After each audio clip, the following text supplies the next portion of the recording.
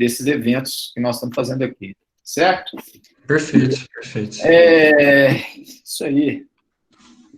Sejam bem-vindos, meninos e meninas. Hoje, dia 31 de março de 2021, estamos hoje num evento programado pela Liga Acadêmica de Cirurgia Bucomaxilofacial da Universidade de Uberaba. Sejam todos bem-vindos. Eu sou o Cristiano, eu sou o coordenador eu sou o orientador dessa liga, e eu quero dizer boa noite a todos os participantes dessa live trepidante, sejam todos bem-vindos.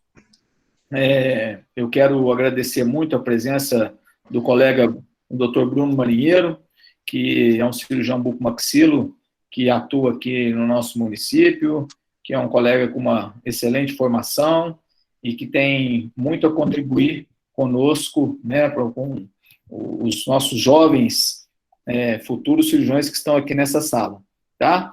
Então, eu ainda não tive o prazer de conhecer pessoalmente, né? Eu sei que ele tem feito um trabalho muito legal no hospital universitário.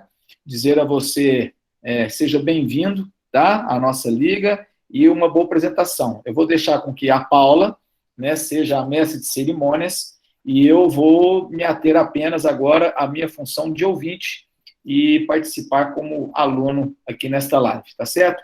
Meus parabéns antecipado a todos que, de uma forma direta e indireta, contribuíram para este evento, para estes seminários que vão acontecer hoje, né, com o professor Bruno, e amanhã com o professor Alain Essato. Já deixar o convite adiantado, e, salvo engano, dia 16, não é isso, Paula?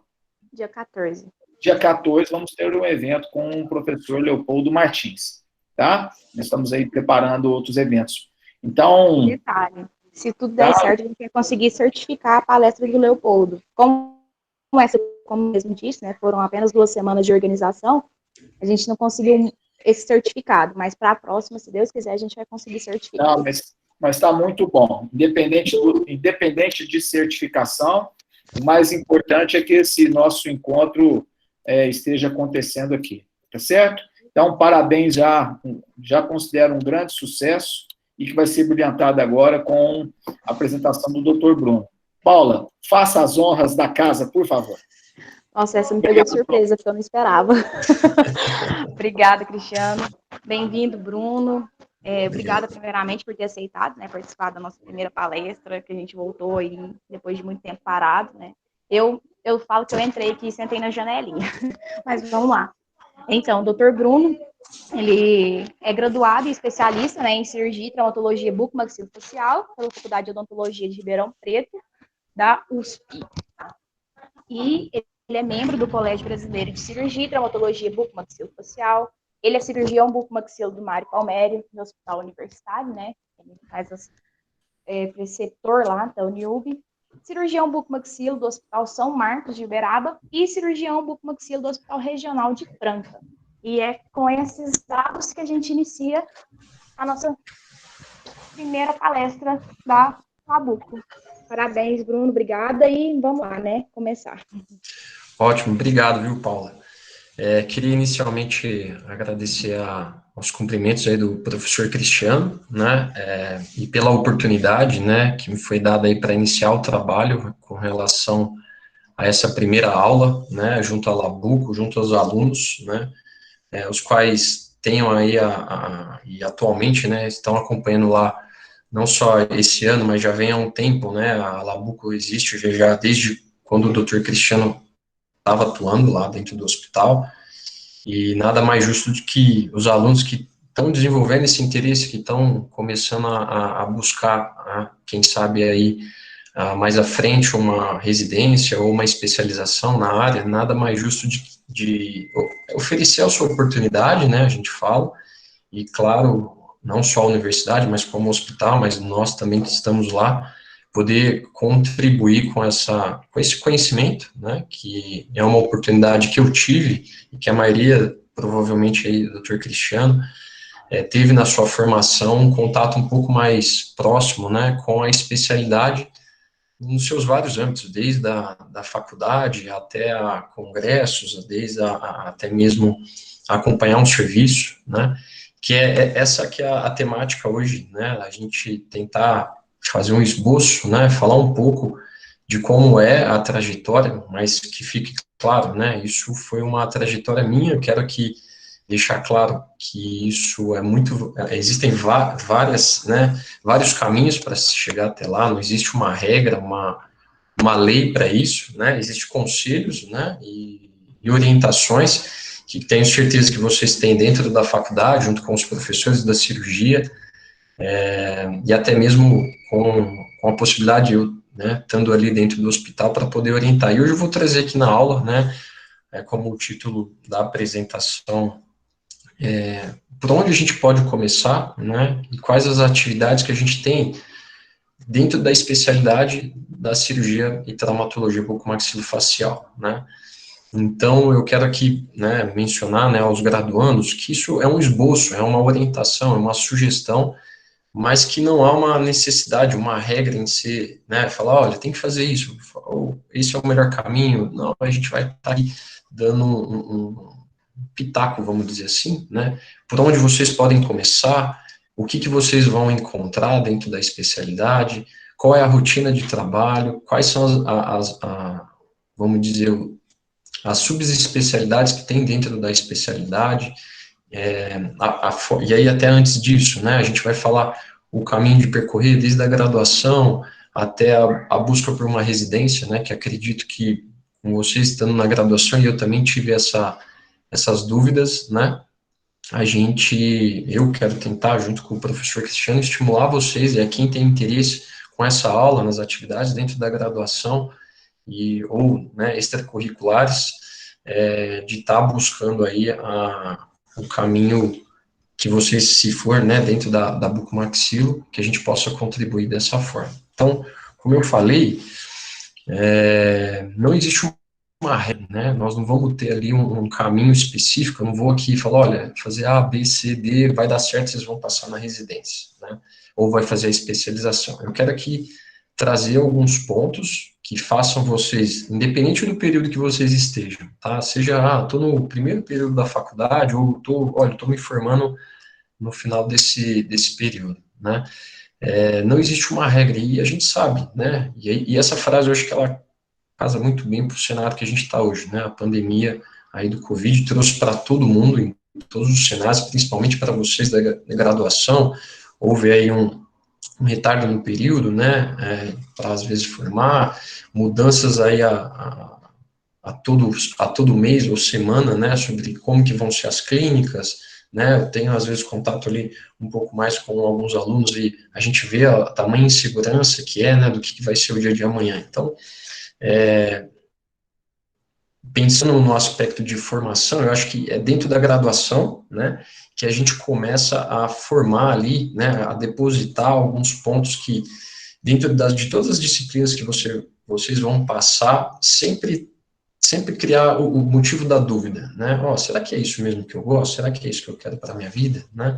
Era isso sempre que eu vinha questionando, vinha debatendo conforme eu fui passando nas especialidades, né, nas matérias, e ali na anatomia, né, a gente vai ficando mais curioso, fica ainda um pouco mais distante da área de atuação, mas já era algo que cativava, então a gente vai conversando com outros colegas, os nossos próprios veteranos, a respeito das matérias que estão por vir do próximo semestre, isso vai agregando valor, aos poucos você vai ter um contato em algum momento com algum professor que seja de alguma disciplina, voltada à parte de cirurgia, eu vou falar eu sei que a nossa grade curricular é um pouquinho diferente, vocês têm uma grade um pouco mais compactada, a nossa era bem fragmentada, mas eu vou tentar falar um pouquinho a respeito disso. Então, a primeira etapa foi a graduação, né, onde eu iniciei ali a perspectiva de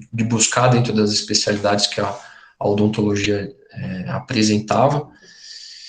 E dentro do perfil que eu sempre busquei e pensei, eu fiquei na dúvida sobre ortodontia e cirurgia. Essas foram as duas especialidades que me cativaram. A ortodontia pelo aspecto da das mecânicas, né, que ali influenciavam, né, eu conheci alguns ortodontistas que também tinham uma condição de trabalho até um pouco mais tranquila, né, isso era um fator interessante, e realmente o fator cirurgia bucomaxilofacial era uma condição que para mim era até desconhecido no começo da graduação, e talvez esse foi um fator que me levou a pesquisar, né, eu falava cirurgião dentista, a gente via, tinha um protético, um endodontista, o especializado em estética, o orto, né, protesista,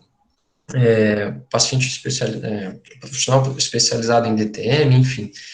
E o nome, né, bucomaxilo, é um nome bem, talvez não soa muito bem, né, a gente não vê isso com tanta nitidez muitas vezes, até por eu ser de uma cidade pequena, né, eu sou de Brodowski, uma cidade do lado de Ribeirão Preto, talvez essa situação não me trazia a similaridade, né, e aí isso me despertou interesse em conhecer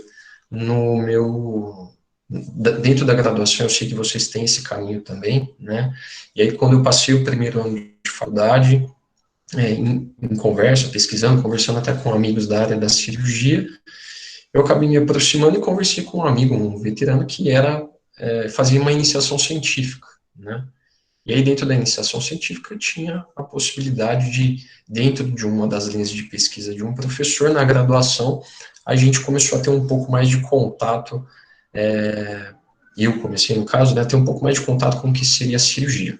Mas não abdiquei também de passar dentro da graduação, e eu não recomendo isso, né, de forma alguma. Vou fazer cirurgia, estou decidido, meu tio, meu pai, meu avô, vou me dedicar único exclusivamente à cirurgia. Esse não é o melhor caminho, né, o caminho é você passar por todas as especialidades, porque você não pode, na graduação, é um campo muito amplo, então você tem que estar de portas abertas para todos eles, e aí, no decorrer da sua formação, dentro dos laboratórios, dentro do processo de clínica, ali você vai escolher, ter um contato melhor com algum professor, que é onde você vai se incentivar, e o meu caminho foi inicialmente a iniciação científica, né. Bom, e aí na graduação, né, o que eu oriento a vocês, né, a gente coloca aí um ponto, né, que direciona em três fases, né. Primeiro é o estudo, né, eu acho que o conhecimento, ele nunca é demais, em qualquer que seja a especialidade, né, e desde a minha iniciação científica, e isso a gente passa, né, eu passei no caso, e vocês também vão passar, toda a forma de aprendizado de vocês vai inicialmente acontecer por observação. Primeiro o estudo, claro, né, do que você vai fazer, e eu sei que isso acontece, os professores cobram relatórios de vocês de maneira bem insidiosa, que eu acho que é interessante, que é a maneira inteligente aí de fazer vocês estarem estudando, pesquisando, né. Depois vocês vão passar por uma fase de manequim, né, ou ver o professor realizar, então aí é onde entra a observação, e isso vocês vão ver que na formação do cirurgião isso acontece de maneira bem precisa, né, e assim, é uma presença, né, no início da formação, a gente divide, né, a formação na residência de o R1, o R2 e o R3, né, e o R1 praticamente você só observa, você vê os seus R+, né, como a gente nomeia os residentes mais velhos, e o seu chefe, né, a realizar as atividades, e a partir dali você vai adquirindo também, é uma forma, né, de você adquirir e aprender, né, e aí quando você adquire o conhecimento dos estudos, associado a uma observação, a chance de você ter uma prática, uma realização do procedimento com mais segurança, com mais capricho, se torna mais potencial, né, em você estar fazendo da maneira correta, né, mas claro que nem todo procedimento no início você vai ter facilidade, tranquilidade, aptidão, prazer em realizar, e é nesse contexto que na graduação você vai passar pela cirurgia e vai ter como todas as especialidades que você vai estar passando, todas as matérias, você vai passar por essas 3 etapas, e ali você vai estar identificando se você tem, eu vou falar, eu não acredito muito em dom, né, eu acredito em você perseverar, em você estudar, então você vai ver se ali aquela matéria, aquela especialidade vai te estimular a você estudar, né, e buscar meios de você aprimorar essa condição, que eu acredito que é por meio do estudo e da prática, né.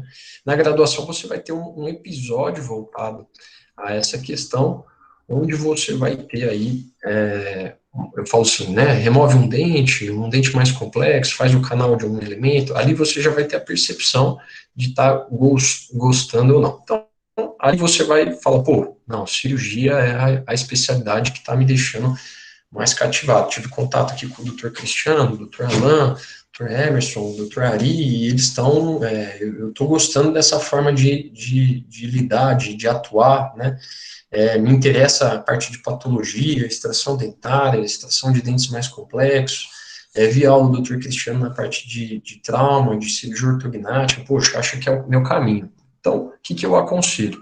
Nesse momento, dentro da graduação, cabe sim você poder se estimular a ter uma formação complementar a isso, né? Acompanhar o professor que já, os professores ou o professor com o qual você tem mais finalidade, sei que tem vários alunos que acompanham o professor Cristiano, e acho que esse é o caminho, de você ir aprofundando essa situação, no sentido de ter mais contato com a própria especialidade, né? Ali o cirurgião, o professor vai ter contato, vai te passando a experiência. Mas não só isso, você pode, e sei que a faculdade oferece a vocês um curso voltado, inclusive, para patologia. Eu vi uma aula do professor Cristiano com o professor Paulinho, né, o professor Paulo, da estomatologia, onde eles têm casos, né, formidáveis no sentido de tratamento, biópsia, entender, né, o que realizar ali naquele momento, né, pude participar, acho que até de trabalho de termo de conclusão, né, TCC, de alguns alunos da estomatologia, então, assim, trabalhos formidáveis feitos pelo professor Paulo, né, que vocês teriam acesso também a algo que é complementar a partir do cirurgião, né. Então, aqui eu coloquei algumas fotos de alguns aprimoramentos que eu fiz durante a graduação. Na porção superior, professor da graduação, do lado direito superior eu fiz um curso, né, de oral menor, e na porção inferior é um curso bem semelhante, a gente chamava lá de CAEDO, e aqui o professor Paulo tem um curso de estomatologia que visa tratamento de pacientes via análise, na verdade, avaliação de pacientes com patologias que vinham até o serviço, né. E aí, posteriormente, também a gente teve a inserção, a criação da liga lá dentro da universidade, da faculdade, onde eu pude participar, né, como vocês estão fazendo e já vem fazendo, a universidade dá a vocês esse privilégio que eu falo, né, que é dispor de professores com grande capacidade de convidar outros colegas, o Dr. Leopoldo, o professor Alain, o Dr. Cristiano, para orientar vocês e trazer mais conhecimento para qual finalidade? Estimular vocês a verem se realmente esse é o caminho, né, de estar buscando a bucomaxilo como a especialidade que vocês queiram realizar lá no futuro, né. Mas não só isso, não só dentro da graduação. Eu quero buscar um pouco mais, o que eu posso ter de contato? Hoje a gente tem duas sociedades, né, na verdade, um é o colégio, outra é a Sociedade Brasileira de Bucomaxilo, que oferecem congressos, né, a cada 2 anos, um ano, a gente tem aí, na verdade, o COPAC a cada 2 anos e o COBRAC a cada 4, né, que são congressos que são voltados exclusivamente para a área da bucomaxilo, né. O COPAC é do estado de São Paulo, né, e o COBRAC é o brasileiro da bucomaxilo, junto com o Colégio Brasileiro, que é quem fomenta esses dois serviços. A Sobracib, eu sei que também tem alguns congressos, eu não sou filiado à sociedade, mas eu sei que tem, nesse momento de pandemia, eles estão realizando várias lives, né, eles dispõem de cursos para graduandos de discussão de casos, né. Recentemente, eu acho que há 2 anos, o colégio abriu um credenciamento de ligas, é até interessante a vocês que estão aí dentro da liga buscar depois essa fidelização, que é uma situação legal, eu oriento vocês depois a como fazer isso. Então, esse caminho de buscar um conhecimento a mais, né, de ver a realidade do que a gente tem aí no Brasil, ou até mesmo no mundo, nesses congressos, e eu falo que eu também pude participar, e acho que é sensacional durante a graduação, está relacionado muito ao que vocês estão desempenhando na graduação. Então, só para a gente fazer um retrospecto até aqui. Se você lá na graduação observou que você tem interesse em buscar mais conhecimento dentro da bucomaxilo, a iniciação científica, a monitoria, vai te trazer um grau a mais. Ali você vai coletar, como o Dr. Cristiano falou, dados para você criar um caso, você fazer uma aula, você fazer um painel, você construir ali um artigo em que você pode, já de maneira associada, participar de um congresso, escrever o seu trabalho nele e apresentar. Isso vai fornecer a vocês um currículo, que eu falo, né, eu brinco bastante com os alunos, olha, o mais importante hoje não é vocês, às vezes, nem estar aqui, é ter o papel, né, de maneira clara e irônica, mas o papel hoje vai fornecer a vocês, além da experiência, credibilidade e condição, bagagem, para vocês avaliarem ainda mais com precisão essa situação da definição sobre a especialidade. Então, hoje a gente tem uma série de artifícios, e aí eu falo até de lives no Instagram, profissionais que desempenham essa função até de maneira semanal, então tem uma série de canais e alternativas para vocês buscarem entender se esse caminho da bucomaxilo ou essa especialidade os agrada, né? Então aqui, ó, até no colégio, a gente tem a plataforma, vocês podem acessar, vão ver eventos do colégio, né? Eu quero buscar outras alternativas, na minha cidade, na minha região, lá tem. Basta vocês entrarem dentro do colégio, é bucomaxilo.org.br, vai em profissionais, evento do colégio, lá vai aparecer todos, e aí você pode selecionar por estado, a região de onde você é, e assim por diante, tá?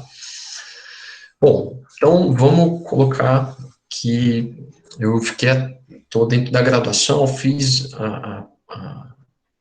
o contato com os professores, estou gostando da disciplina, estudei, acho que esse é o caminho, participei de um congresso, onde eu fui lá, vi cada coisa sensacional, é isso mesmo que eu estou pretendendo, né? Então, ao final da graduação, que é o tempo onde a gente tem, né, aí para estar definindo, que não que necessariamente você precisa terminar também a graduação, já está definido, mas acho que é um caminho interessante, a gente pensar, e agora, né, vou realmente partir para bucomaxilo? E aí, dentro dessa situação, nós vamos ter dois caminhos. Uma é a especialização e a outra é a residência. Hoje a gente tem ainda essa situação, tá? Eu vou falar um pouco mais da residência, eu vou falar um pouco sobre a especialização, mas como eu não fiz a especialização, e não existe demérito nenhum, na verdade são visões diferentes, mas acredito que o futuro é se tornar tudo residência, tá? A residência hoje ela é dividida em 3 anos, né? Na boa maioria das residências credenciadas. Hoje vocês ainda podem encontrar algumas residências que não são credenciadas pelo MEC, tá? Que é um órgão regulador. Então, lá no próprio site do colégio, vocês vão encontrar, até ver isso aqui, ó, as residências credenciadas pelo colégio, tá? Isso, em geral, são residências que vão ter bolsa MEC, vocês, durante a formação, vai ter uma bolsa que está em torno de quase R$3.000, tá? Isso vai estar descrito lá no edital, tá? Pessoal, se vocês tiverem interesse, nunca deixe, eu vou falar mais para frente sobre o edital. Então, aqui vai estar o estado, vocês vão selecionar as residências de cada estado, eu estou em Minas, eu estou no Paraíba, eu estou no Rio Grande do Sul, estou em São Paulo, aqui vão ter todas as residências credenciadas, e lá vocês vão identificar o chefe, coordenador e assim por diante, tá? E ali vocês vão selecionar algumas residências que são pertinentes, que agrada pela localização, que agrada pela história da residência, que agrada pela bolsa ou não, né, e onde vocês vão estar selecionando algumas para prestar, né, algumas, inclusive, às vezes até coincide, né, então tem que tomar cuidado, avaliar bem o edital, para que vocês possam selecionar de maneira adequada a residência. Voltando na questão da especialização, como que funciona? De maneira geral, hoje, a residência tem no mínimo 3 anos. Por quê? Existe um projeto da residência até estender mais um ano, tá? Isso foi uma discussão que teve no último congresso, que é para permitir alguns, a gente chama de fellows, né, ou alguma subespecialidade dentro da própria residência. Hoje já tem um sistema de intercâmbio de residentes também, né, dentro do próprio serviço de residência. Então, a residência é dividida em 3 anos, onde você é o R1, o R2 e o R3, né? No final do 3º ano, você, na residência realizada no MEC, você já adquire o título de especialista, tá? Antigamente, existia uma prova para você adquirir, uma prova do colégio, como se fosse uma OAB do direito, tá? Onde você realizava esse processo. Como houve vamos dizer, uma consolidação da formação, né? Antigamente, até, vamos falar assim mais no passado, os meus chefes, não tinha residência, né? Era feito no mestrado, no doutorado, onde você adquiria o título a partir dali. Depois começaram os serviços de residência, isso foi consolidado, e a partir pela Bolsa MEC, pelo serviço MEC, você adquire esse título de especialista.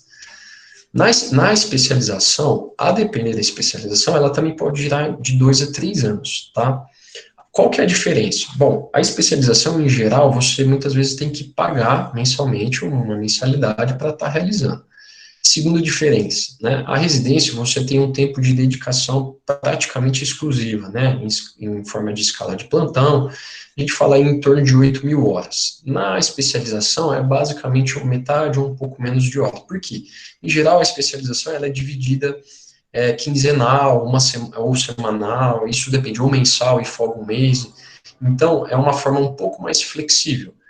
Eu não vou entrar em méritos a questão de o que você sugere, o que você orienta, eu só vou falar um pouco da filosofia, né, que é pensar na sua rotina que você quer, o seu estilo de vida, para isso, que vai estar atrelado, né, não só a rotina, né, mas também ao que você quer realizar dentro do seu ambiente de trabalho. Como vocês sabem, a bucomaxila, hoje, ela pode até se dividir em 2 ambientes. A gente pode falar o ambiente hospitalar e o ambiente ambulatorial, que seria o consultório, tá?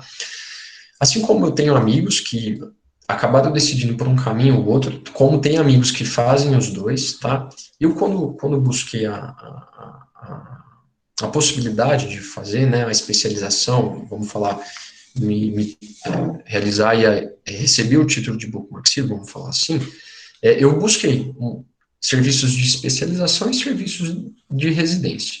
O que me levou a buscar a residência, tá? Eu entendia que o processo de formação, ele realmente, para um ambiente hospitalar, que é a região que é o local que eu mais tenho interesse e gosto, né, não que eu não goste do ambiente ambulatorial, mas que sempre foi um foco, né, são cirurgias de trauma, patologia, ortognática, enfim.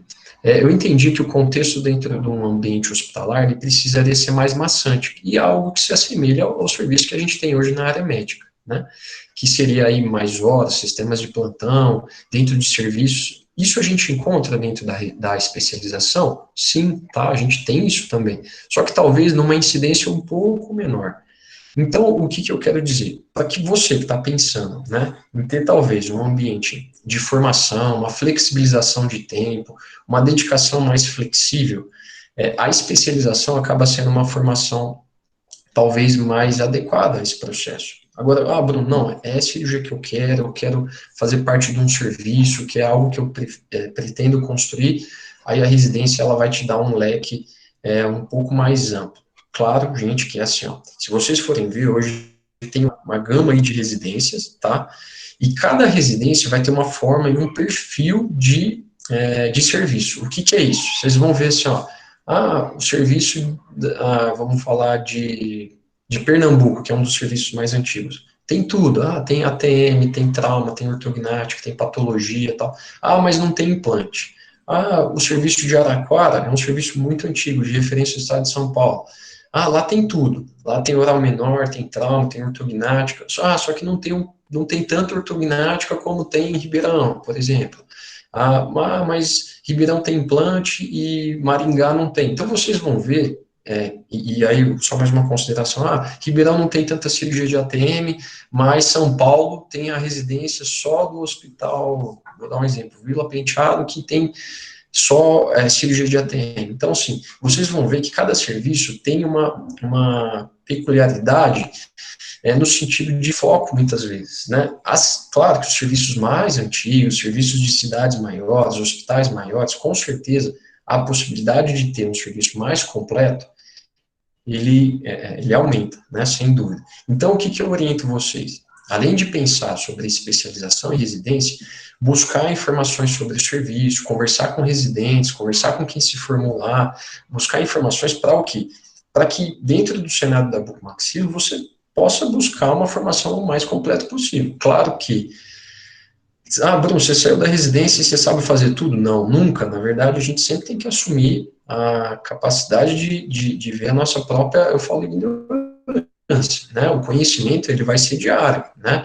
E não é na residência que você vai aprender tudo, e vai saber de tudo, e vai, enfim, sair de lá o super saiyajin da Bucomaxilo, de jeito nenhum, nem esse o caminho, mas vai te dar uma base muito boa para que na frente você vá aprendendo suas técnicas e assim por diante, tá? Então, nesse contexto de buscar, e eu sei que isso tem muita gente que tem dúvida nesse caminho, entre residência, especialização, qual residência a gente buscar, por isso que eu detalhei um pouco mais, vale a pena vocês gastarem tempo com isso, né, eu falo, conversar, ver, analisar o serviço, ver onde que você quer realizar, a cidade onde eu vou morar, a distância, e sempre pensar assim, ó, a residência, pessoal, é um processo que vão 3 anos aí da sua vida em dedicação realmente, né, família, namorada, namorado, isso vocês vão acabar deixando um pouco aí, e vai acontecer de ficar de lado, vamos falar assim, tá? Talvez não segundo plano. Isso não sou eu que só estou dizendo. Todo mundo que faz sabe que esse processo, ele é árduo, ele é desgastante, ele é muitas vezes... Fala, Bruno, se alguma vez você pensou em desistir? Sim, primeiro ano. Todo mundo sabe que o R1 é um processo bem, assim, complicado, vamos dizer assim. Mas é uma fase que tem começo, meio e fim. Ele acaba também. Então, esse processo de você buscar, você tem que estar bem definido, bem decidido, porque se você, imagina, você entra num processo de residência, estuda, passa uma prova, de repente se você desiste, né, saiba que quem está ali vendo seu currículo, vendo sua dedicação, também observa isso, porque ele não quer que nenhum residente desista do processo ali da residência, porque isso atrapalha todo o serviço. Então, aqui são alguns exemplos, tá? Espero que vou encerrar aqui para não me estender tanto, essa questão da parte da residência, da especialização fique clara, tá? E aqui são algumas áreas que a gente pode atuar, né, em ambas as formações. Extração terceiro molar, implantodontia, patologia, dentes com tracionamento, tratamento ortocirúrgicos, traumas, cirurgia ortognática, abscesso e complicações de oral menor em geral, né? Então, tanto a residência como a especialização, em maior, menor ou residência em maior ou menor grau, vai ter uma área que vai ter um volume maior e assim por diante, tá? Então, não existe um mundo perfeito nesse cenário também.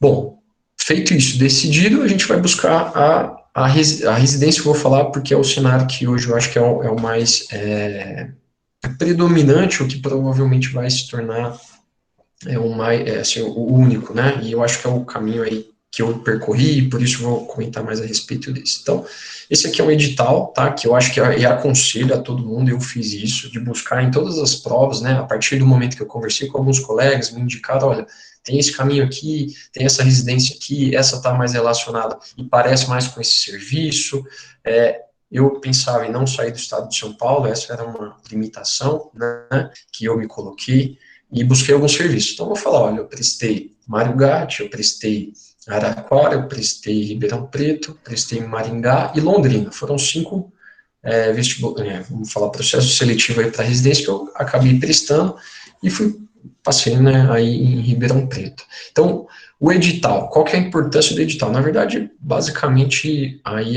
o beabá para você ter sucesso na prova. Por quê? Cada prova, não existe que nem assim, a gente vai falar, o vestibular da FUVEST, o vestibular da Uniub, o que cai?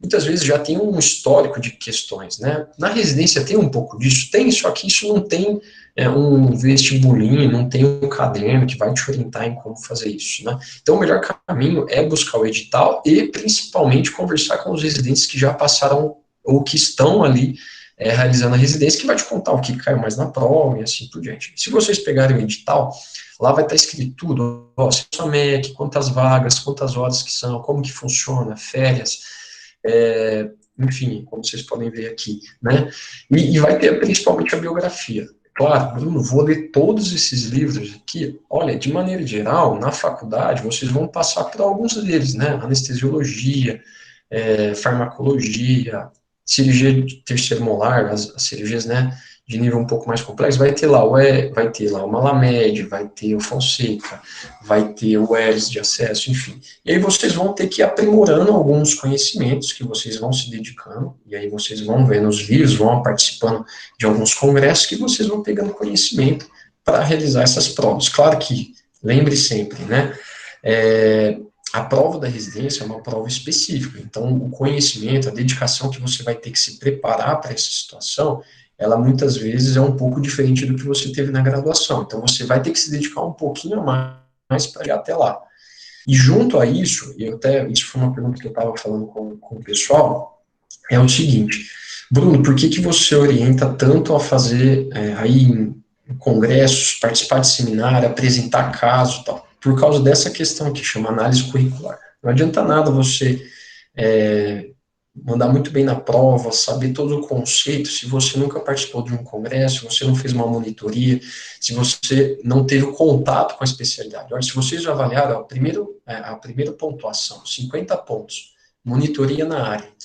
Ou seja, o peso que o estágio, a participação, o currículo de vocês, nesse sentido, voltado para essa área, ele é muito importante. Então, eu bato nessa tecla lá com o pessoal que muitas vezes está lá junto com a gente, que, olha, não deixe de participar de eventos, de ter lá na sua monitoria o papel, porque isso vai ser um fator que lá na frente vai fazer uma diferença enorme. E outro fator, você estando em contato com a parte da cirurgia, você vai conhecer autores, o professor que vai estar ali, ele vai te exigir um conhecimento de algum acesso, e isso cai na prova, isso é a rotina, né, das provas. Então, o fator de você estar em contato já é uma forma de você estudar para as próprias provas, tá?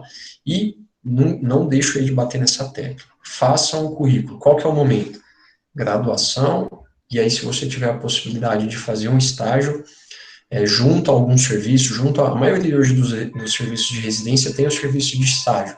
A exemplo, Araraquara, Unesp, né? Tem um serviço que é remunerado, o próprio estagiário recebe uma bolsa, só para vocês entenderem como que a gente já tem essa situação bem consagrada. Lá, você só consegue prestar a prova se você tiver um ano de estágio, né? Então, você não consegue nem prestar a prova de maneira direta. Por quê? É uma forma do serviço fazer com que os residentes entendam que eles precisam ter tido contato com a especialidade para saber se eles realmente estão dedicados, se eles estão imbuídos dessa, vamos dizer assim, desse espírito para dar continuidade à residência, que é algo puxado, né? Então, decidir, vamos lá, mais uma fase, né? Decidir que vou fazer buco, vou fazer residência, e agora? Agora não tem jeito, agora é compromisso, esforço, dedicação para que o desempenho venha lá à frente, que é o resultado de uma aprovação na residência, né? Então, isso a gente precisa, e eu falo, porque eu passei, o Dr. Cristiano passou, com certeza o pessoal da Bucomaxilo sabe a dificuldade, cada vez mais isso se torna mais concorrente, né? Se torna assim, uma concorrência ainda maior, né? Então, há necessidade de dedicação, de esforço, daquele espírito de engajamento, para a gente poder chegar ao que, né, a gente busca, que seria aí, no caso de trauma, aqui não é para deixar ninguém assustado, mas, né, naquele espírito, quero chegar na residência, já pegar, vou operar, não vai ser bem assim, né, não vai ser um processo fácil que você vai conseguir chegar, já vai se deparar, e aí o que a gente vai fazer, né? É um processo que ele começa, como lá no início da graduação, você vai começar, e isso eu ouvia toda santa quinta-feira, quando um dos chefes, né, ouvia uma reclamação de algum residente, né? Então, os próprios chefes vão paulatinamente colocar a vocês que é observação, a residência vai ter um período que você está ali tendo uma formação de observação, né? Lembra? O conhecimento também vem da parte observacional, vai chegar um momento que vocês vão colocar isso na prática. Mas o primeiro momento, que é o R1, né, e aí se tiver algum residente aqui no grupo, sabe, ou alguém um pouco mais que passou por serviço de residência, sabe que essas duas imagens refletem praticamente metade ou 6 meses de uma residência, né, que é a instrumentação, né, e ficha, papel, dedicação ao arquivo, muitas vezes, aí da residência, né. Bruno, não opera nada, então, no R1? Não é assim, você vai passar por um processo de aprendizado. Você vai conhecer como é o serviço. O R1 cuida muitas vezes aí do processo, do trâmite, né, de toda a logística, caixa, material, prontuário do paciente, enfim, ambulatório. É algo que a todo mundo é desestimulante, porque a gente entra com a ideia de fazer cirurgia, né? Não é bem assim. Então, você vai passar por uma adequação. E isso é base, tá, gente? A gente, no meio da residência, às vezes fica puto, né? Vamos falar assim. Mas isso é base lá na frente para que o serviço funcione. Isso, às vezes, a gente não vai ter uma maturidade tão grande ali no começo, mas isso é base para que o serviço tenha artigos, para que você possa publicar, né, algum caso que você queira, tenha história dos atendimentos, enfim. Ali você tem que pensar que muitas vezes você está dentro de um serviço de pesquisa, né, dentro de uma universidade, não só dentro de um hospital. Então, ali, às vezes, vai ser pesquisa de mestrado, doutorado. Então, tem esse apelo. Claro que a gente não gosta, né, a gente que está na residência aqui é só operar, então a gente fica sempre, a história é sempre a mesma, papel, instrumentação, não aguento mais isso. Então, é nesse momento que, às vezes, a gente tem aquele despertar de, não, vou abandonar essa situação, eu quero operar. Mas calma, vai chegar um momento que tem os amigos, né, da residência, tem, claro, para a gente distrair um pouco as confraternizações, mas, e os laços de amizade, onde a gente cria isso de maneira muito, eu falo assim, muito intensa, né, a gente tem amigo da residência até hoje, mais amigo às vezes que amigo da virtude, né, que a dedicação ali praticamente, eu vi mais professores, amigos em 3 anos do que propriamente minha mãe, meu pai, né, e aí a gente vai evoluindo, né, a gente vai acompanhando, vai observando, vendo as técnicas, vai estudando, mais um pouquinho de festa, tem bastante, né, aqui foi um churrasco de finalização de período, né, todo mundo bem contente, e aí a gente vai evoluindo, aqui tá eu um amigo, um R igual, o Renato, né, junto com o R1, o Ítalo, então a gente vai observando, orientando, né, e dentro desse processo, eu vou passar alguns casos, tá, aqui essa primeira fase era mais uma orientação, tá, eu quero deixar aqui para vocês um caminho, uma sugestão, uma forma de buscar uma forma de pensar, até vocês poderem chegar a uma conclusão que possa ser, olha, vou partir para a cirurgia, vou seguir aqui. Olha, não vou seguir outra etapa, ok, que sirva aquilo de conhecimento, aprendizado, conhecimento nunca é demais, podem ter certeza, tá? Decidi pela residência, vou me dedicar, esses são os caminhos que tem hoje, olha, isso aqui eu posso buscar aqui, tem essa forma. Ficou ainda com alguma dúvida, pode entrar em contato comigo, eu estou à disposição para esclarecer algo que fosse relacionado aí a você decidir sobre a cirurgia ou não, tá? Aqui eu vou passar agora bastante foto, bastante caso que eu tive na residência, de alguns colegas também que passaram, que documentaram. Então, cirurgia oral menor, tá? Terceiro molar, fase do R1, é o que a gente mais faz, né? Então, a extração de dentes um pouco mais, talvez, complicados aí, né? Onde a gente realiza esse procedimento em ambiente ambulatorial. Lá no serviço a gente fazia dentro lá da clínica de cirurgia da faculdade. Então, aqui, o processo de exodontia, nada diferente do que vocês veem na faculdade. Aqui, por estar numa posição mais superior, né, mais cranial, a gente faz uma relaxante para ter acesso. A remoção dos elementos inferiores com odontodissecção, estectomia, sutura, né. Questão de implantodontia que a gente tem, né, e as reconstruções. Então, a gente tem aqui uma maxila, né, atrésica, com a necessidade de um protocolo, que essa era a ambição da paciente. A gente buscou um processo de enxertia, inicialmente. Lá, a filosofia, né, eu vou falar mais especificamente de Ribeirão, tá, pessoal? É uma filosofia que sempre busca, e ainda é uma filosofia que está ressurgindo aí dentro da implantodontia, a parte muito de enxerto autógeno, tá? Então, a gente trabalhava bastante, era uma filosofia dos chefes de lá, com enxertia, né? Aqui a gente movendo o enxerto do ramo, colocando na região anterior, na região posterior também misturando um pouco com o material que aí no caso é o biócio, tá? O fechamento, depois de 6 a 8 meses a gente reabriu o caso, né? Movemos parafusos de enxerto e realizamos a etapa aí de um guia, né? Associado à instalação, né? Para a instalação dos implantes, nesse caso dessa maxila que era atrésica, né? aqui os implantes em posição. E depois a fase 2, lá a gente não, por ser um processo só de cirurgia, só para vocês entenderem, por que não faz carga imediata? Então, lá é um serviço de cirurgia, né? A gente tinha lá alguns professores, alguns serviços da parte de prótese, mas a gente não conseguia ter isso tudo na mesma etapa, né? Eram dias diferentes, então a gente praticava a parte cirúrgica, e a gente sabe que hoje em dia, né, todo esse processo, ele é feito de maneira praticamente num dia, né, a instalação de uma prótese provisória. Então, só para vocês entenderem, no caso, a gente tem a fase 2, né, de colocação de cicatrizadores, tinha oral menor para a parte de complicação, né, em casos de implante, que às vezes vinham da prefeitura, ou até mesmo casos nossos, né, que a gente tem falhas também, de implante dentro do seio maxilar, um acesso de Calderbook, né, para remoção do implante, curetagem de toda a região, né.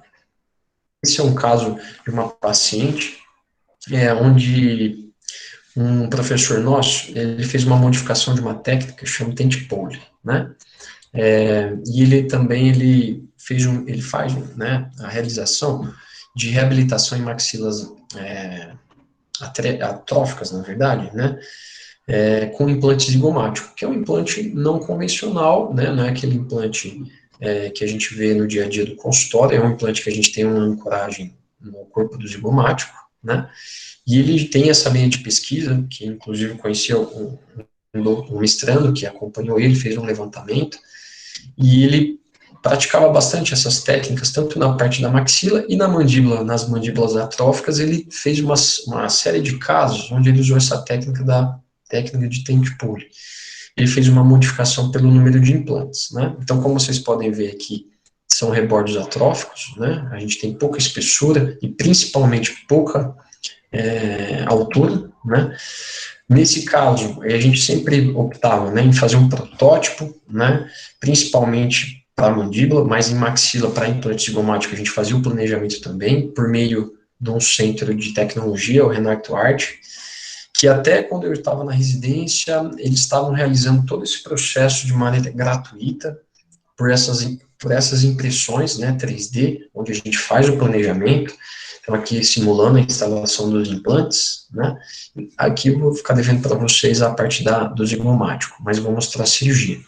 Aqui a técnica consiste em que, né, a tent pole nada mais é do que um suporte de uma tenda, né, então seria, essa tenda seria o arcabouço, seria suportada aí pela questão das malhas, né, então a gente tem aqui, deixando a malha, não deixando comprimir essa região do enxerto, que eu vou mostrar mais à frente, e a cabana, que é projetada por essa malha, ela está sustentada pelos implantes que estão embaixo dela. Então, os implantes estão aqui, nós moldamos a malha, né, nessa região, posicionamos já para elas deixarem tudo isso pré-moldado.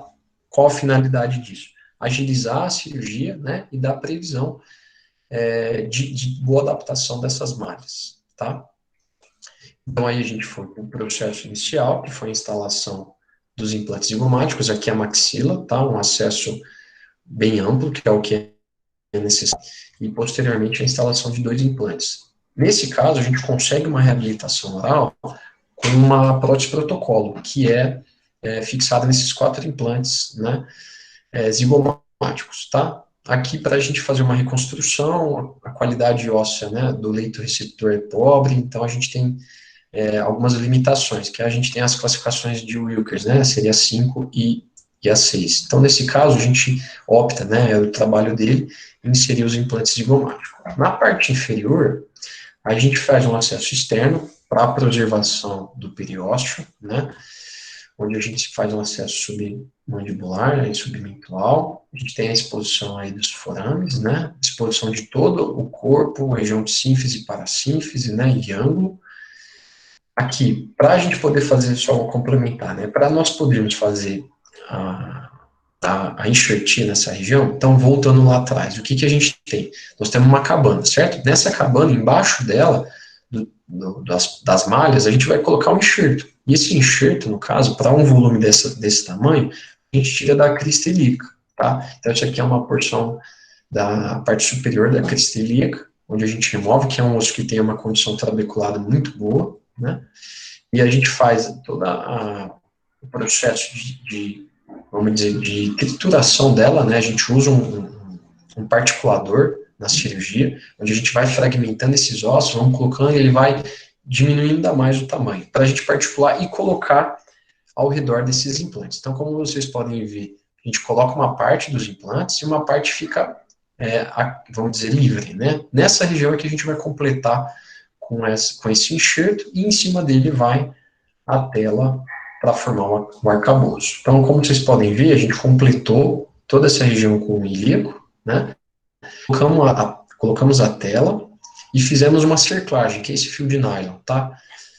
Que depois, na fase 2, a gente remove, que a fase 2 é a reabertura, né? A gente faz pequenas incisões para tirar, pequenas não, né? Nós vamos ter que reabrir, na verdade, para tirar toda essa malha, e aí automaticamente a gente tira o fio de nylon, tá? Então essa é uma técnica, a modificação é o número de implantes, que antigamente, se não me engano, era 6, ele colocou 8, para a reabilitação do caso. Aqui ele colocou mais um pouco de enxerto na região para proteger a malha, resultado final da sutura, e aqui uma radiografia de pós-operatório imediato. E, na verdade, essa aqui é com 6 meses já para a reabertura, né? Então, a gente vê a condição do pós-operatório, né, na cavidade bucal, a paciente reabilitada com as próprios protocolos na condição. Eu até vi no final da residência essa paciente, ela, infelizmente, né, e aí isso tem que ser exposto, ela perdeu alguns implantes, mas ainda continuava com a prótese. Aqui antes, aqui depois, com a reabilitação. Outro tema, parte das infecções, tá? Agora a gente já vai migrando um pouco mais para o ambiente hospitalar também, né? Aqui um paciente que procurou o serviço, né? Com edema em face, como vocês podem ver, oclusão palpebral, né? Já um edema na região paranasal. No caso ali na foto direita superior, a gente já vê o acometimento do espaço periorbitário, né? E a causa, o elemento dentário, né? O primeiro molar aí que causou todo esse processo. Então foi feita a drenagem, né? E a remoção da causa, que foi o dente aí acometido, né? O acesso intrabucal, nesse caso por acometimento do espaço canino, a gente coloca um dreno, que aí pode ser um penrose número 1 ou um dedo de luva, depende do hospital, né?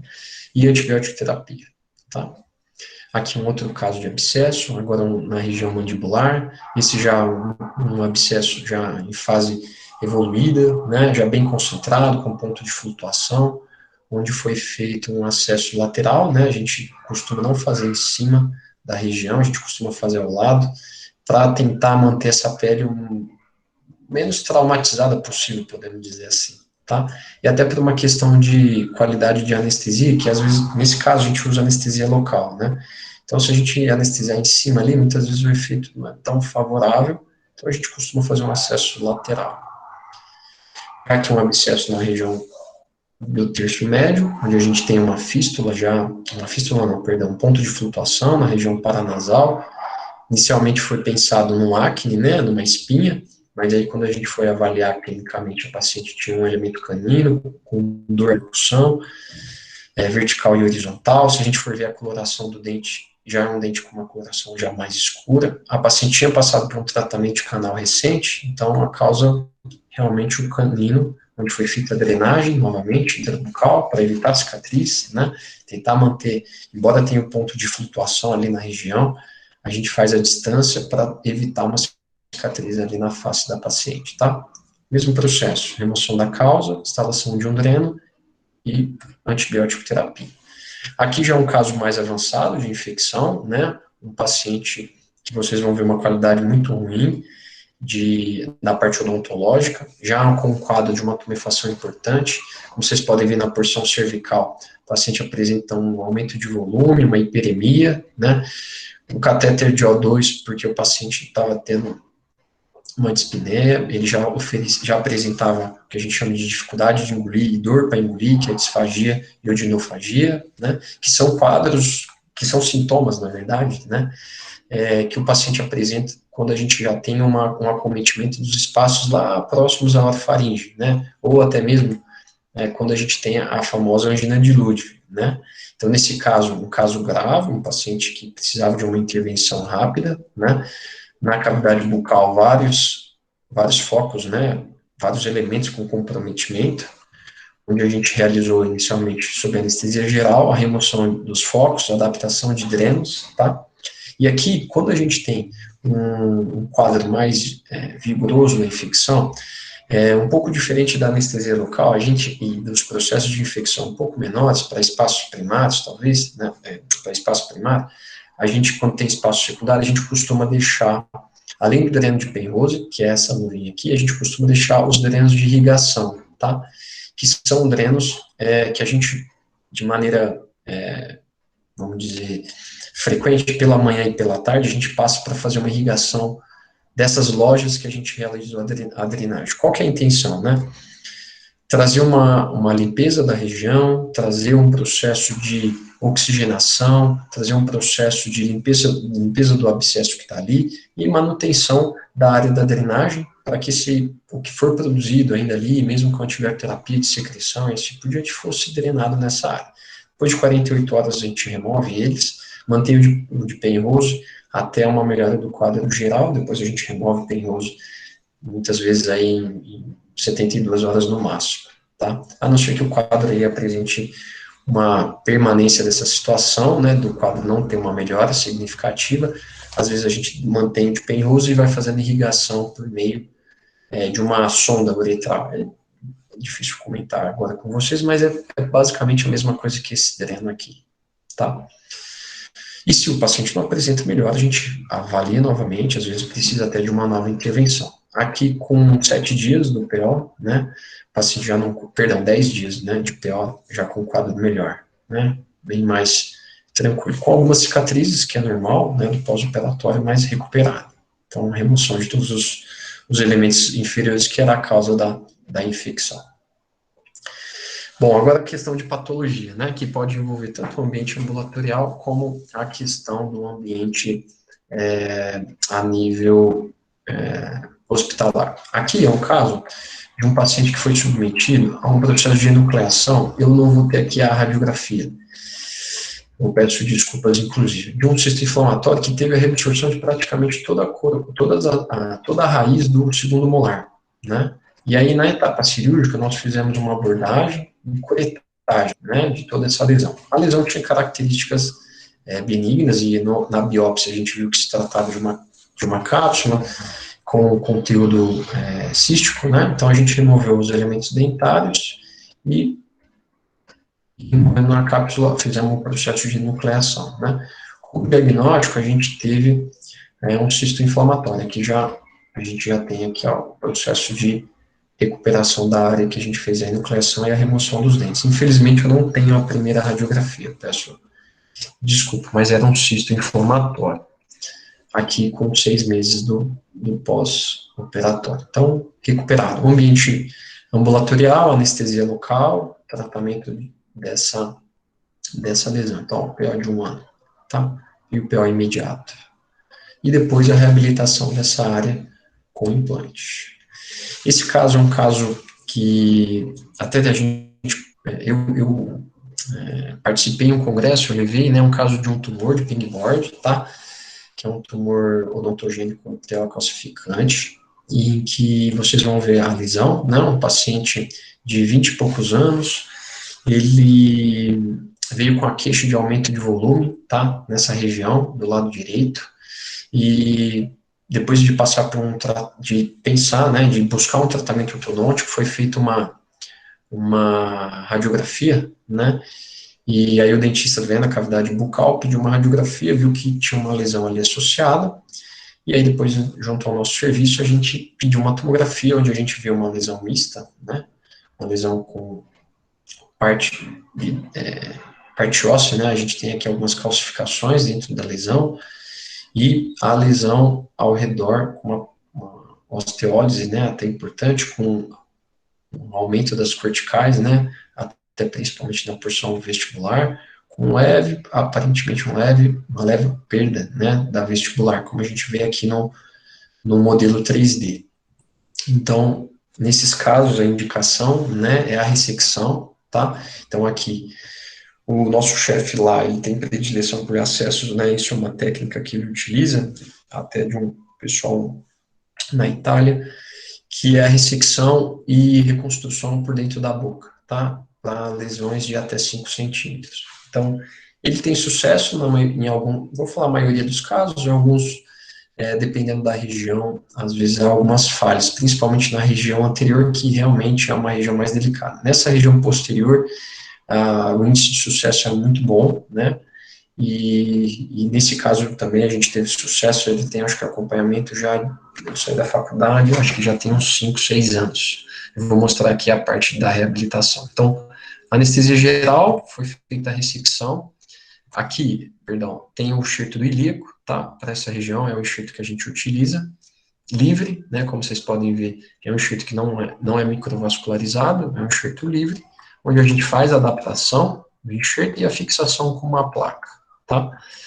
Aqui a radiografia do pós-operatório, então uma placa de reconstrução, né? O enxerto do ilíaco posicionado, aqui uma foto intrabucal sem exposição, com uma manutenção do rebordo aqui interessante, uma parte da gengiva inserida mantida, que é o que a gente tenta manter com bastante cuidado. Eu não vou ter as fotos da parte final, perdão.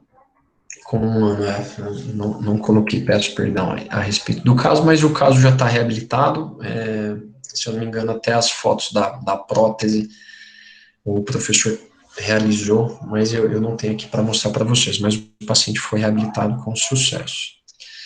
Outra questão que a gente pode ter dentro da residência são os tratamentos, né, das doenças articulares e até mesmo as patologias da ATM, né, anquilose, tumores, né, as próprias desordens de deslocamento de disco, né.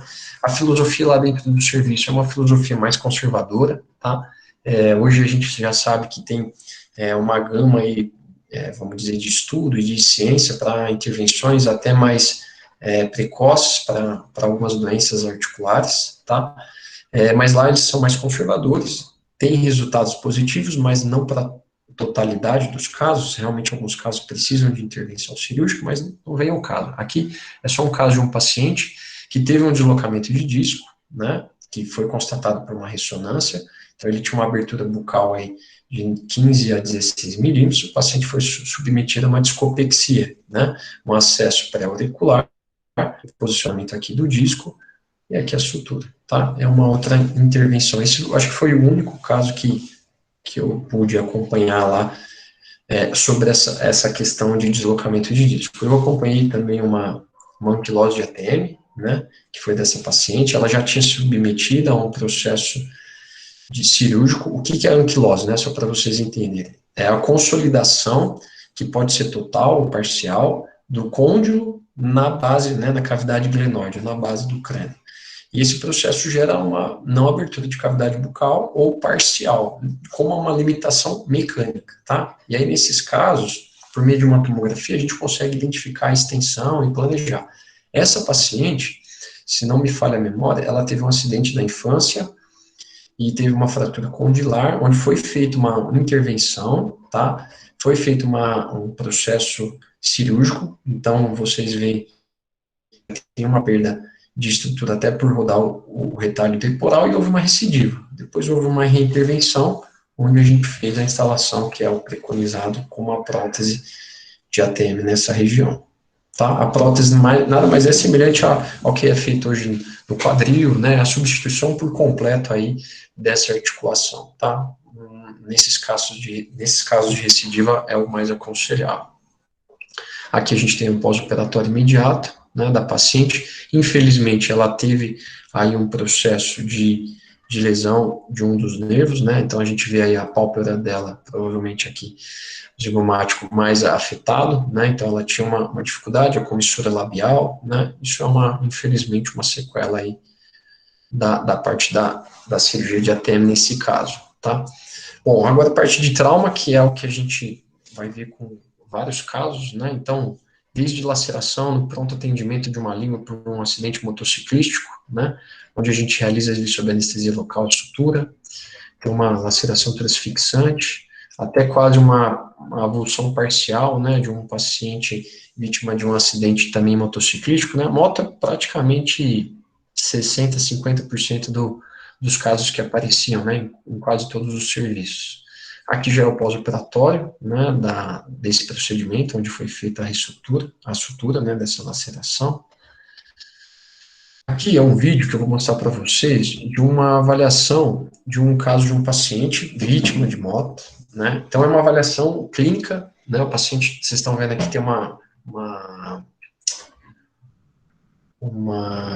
placa, né, de madeira aqui, ó, é onde o paciente é trazido pelo SAMU, né?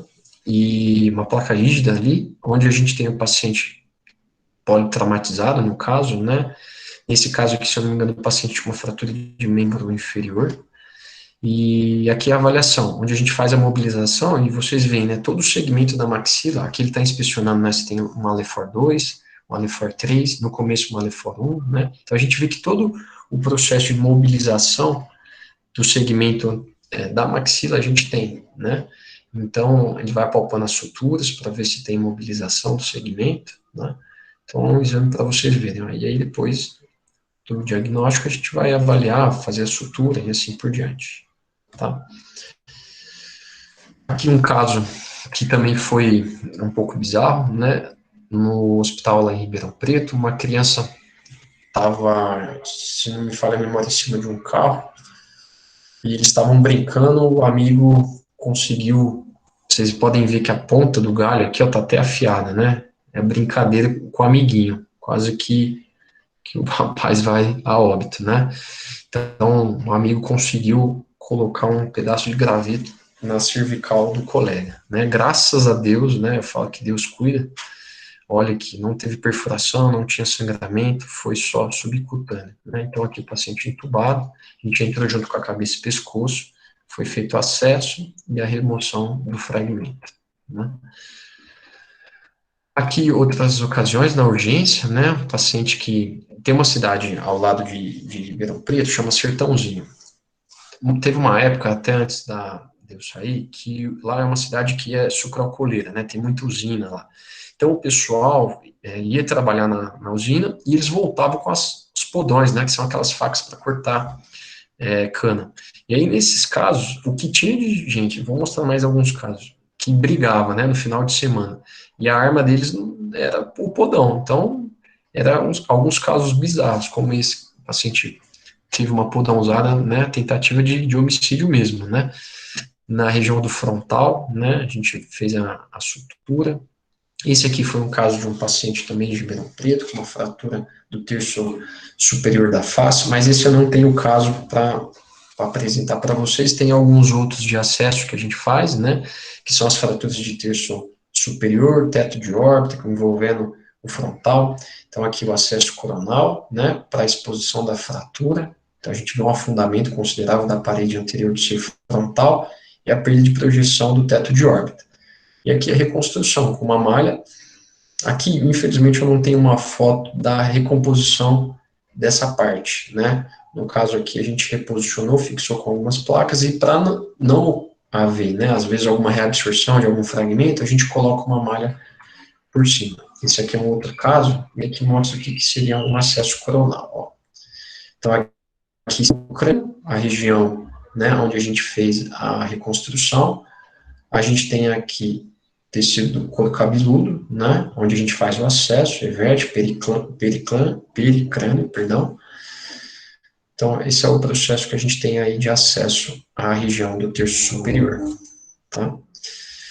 E eu vou falar um pouco sobre as fraturas de órbita, né, a gente tem aí o cerveron, né, como uma região, uma distopia importante, né, que no caso aqui foi um caso de um paciente que teve um acidente automobilístico, onde ele teve provavelmente um trauma na região da órbita, onde ele teve uma fratura de blowout, que a gente chama, né, que é o soalho orbitário, como vocês podem ver aqui na tomografia, né, ele perdeu o soalho orbitário, e aí a gente fez, nesse caso, o seguinte: por ser uma fratura tardia, como vocês podem ver aqui, ó, o paciente já tinha sido submetido a um procedimento cirúrgico. Esse processo aqui, ele veio de um outro serviço e não foi reabilitado essa região, não foi reabilitado, não, foi reconstruído esse soalho orbitário. Como se trata de uma sequela, né, depois de 3 a 6 meses, o tecido gorduroso da gordura, da órbita, ele sofre uma atrofia, e muitas vezes gera aquela distopia que apresenta aqui o cerverol, né? Para a gente reabilitar isso com maior delicadeza, com maior capacidade de posicionar esse globo na posição correta, a gente faz uma modelagem da malha, certo? Utilizando esses protótipos. E muitas vezes, nesse caso aqui a gente não utilizou, a gente faz uma replicação dessa órbita para essa região aqui, tá? A gente faz um espelhamento, que a gente fala, né? A gente sabe que as órbitas não são simétricas, mas tem uma proximidade para permitir que a gente faça um funcionamento dessa malha, recuperando essa parte que foi perdida do nosso assoalho orbitário, né? Então, aqui a gente utiliza essa técnica. Hoje a gente tem já, em países mais desenvolvidos, as cirurgias guiadas, né, que a gente tem a tomografia, tem uma série de artifícios para reconstituir essa área no transoperatório, que não é uma realidade no nosso serviço, até no Brasil, acho que são poucos os serviços que têm essa tecnologia, tá?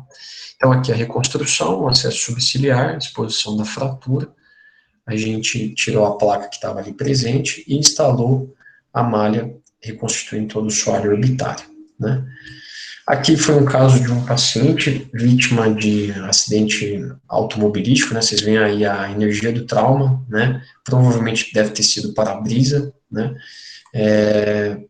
Uma laceração extensa, né? Onde o paciente foi submetido aí a cirurgia de reconstrução da mandíbula, né? No reparo, na verdade, fixação, né? E a sutura de toda essa região, tá? Por incrível que pareça, o paciente teve só essa fratura na mandíbula e ele teve uma fratura no terço superior, mas que não foi necessário uma intervenção. Esse aqui foi um paciente que eu estava no R1, e é até engraçado que no serviço de residência, quem fica de plantão, é o que eu falo, é sertãozinho, tá? Esse colega aqui estava num baile, e aí ele deu em cima de uma outra mulher, o cara pegou uma faca na tentativa de querer matá-lo, né? Como a faca não era muito boa, a faca, ela entrou e escorreu, vamos dizer, escorou no todo o parietal e veio parar aqui no arco zigomático, né? Infelizmente o paciente, ou felizmente, né, o paciente continuou vivo, a gente levou para o bloco cirúrgico e removeu. Mas tem outras situações também, como acidente de trabalho, né? Essas lacerações, esse caso, se eu não me engano, foi um acidente de carro também, o paciente bateu no teto do carro, né, uma laceração importante. Aqui, um cachorro, né? Então, são medidas de urgência, aqui pós. E esse caso foi o caso mais, vamos dizer assim, significativo para a gente, né? Esse foi um colega, o Patrick, que até publicou esse caso numa revista, né? Como vocês podem ver, uma laceração bem retilínea, foi uma podãozada, e digo de passagem, uma podãozada muito certeira, né? Onde ele conseguiu fraturar o ramo da mandíbula, fazer uma odontodissecção quase que perfeita, rompeu o ducto da parótida, né? Chegou praticamente quase que na orofaringe do paciente, né? Então a gente vê aqui os tecidos musculares, masseter, enfim, até a região do pterigode. Então foi uma baita de uma podãozada, né? Então a gente vê aqui a região, aqui seria o tecido lingual, né? Mais por dentro, né? A odontodissecção que ele fez na maxila de 2 elementos dentários, porção da mandíbula, é que o tecido da bola de Bichat, e assim por diante, um processo de cauterização para estancar o sangramento. Então, a gente vê numa tomografia fratura do ramo, né, as odontodissecções dos dentes que estavam perdidos aqui nos espaços, e aí a gente vai para o processo cirúrgico, né, isso teve que ser feito de urgência, né, no caso desse paciente. Então, a gente teve aí a fixação, né, no ramo, com as placas, seguindo os princípios da O. Posteriormente, a gente fez as exodontias dos dentes, né, já com a parte das coroas removidas, a gente removeu os dentes. A fixação da maxila, onde ele teve praticamente um trauma contralateral aí, né, e aqui a gente teve que fazer a canalização do ducto da parótida. Então, a gente passa um catéter aqui dentro, né, dentro do ducto, aí no caso aqui, né, a gente usa a cavidade bucal, que sai nessa região posterior e entra aqui dentro da parótida, né?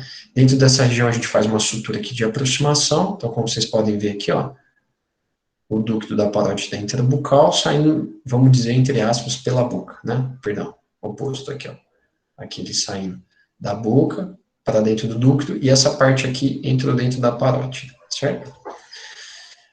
Aqui a sutura unindo o tecido ao redor do ducto, certo? Reconstruindo aqui essa região. Aqui já um plano mais superficial, né? Então, na verdade, desculpa, é a próxima foto. Aqui a parte muscular, então a gente fez toda a sutura interna, né, com o Vicryl, e aqui já a sutura em pele com o nylon. Aqui a sutura interbucal da fratura do lado contralateral, né? Aqui os remanescentes, né, do pós-cirúrgico, ou melhor, do transcirúrgico, né, dos dentes que foram avulsionados. Então, aí o antes e o pós-procedimento. Paciente com 6 meses de pós-operatório. Uma fibrose, né, um pouquinho aqui de fibrose, mas aqui até que na região anterior ficou bacana, né, paciente reabilitado. Então, aqui eu termino as partes dos casos, né, da residência. Esses são os dois chefes lá de Ribeirão, o professor Alexandre e o professor Cássio, né, que são ainda os professores lá da residência. Quem tiver interesse, quem achar interessante o serviço de lá, pode me procurar, eu passo o e-mail deles, são super acessíveis. Lá tem o serviço de estagiário, né, não é remunerada a bolsa, mas eles têm o serviço de estágio, que pode ser feito nas férias, 1 semana, 2 semanas, aqui os outros colegas da residência, tá? Então, quem tiver interesse, fica à disposição. Só para terminar, vou falar um pouco do serviço do Marco Palmero, né? Hoje a gente tem as atividades aí, tanto no SUS como no ambiente particular, que é a casa de vocês, né, dentro da Uniub, que está de portas abertas, tá? Então, aqui um caso mais simplório, né, uma região, a paciente mostrando aí pra gente no ducto da salivar, né, um celulito, né, na parótida, onde a gente foi de maneira bem cautelosa, com uma lâmina de bisturi, abrindo o orifício até que o celulito saiu, né.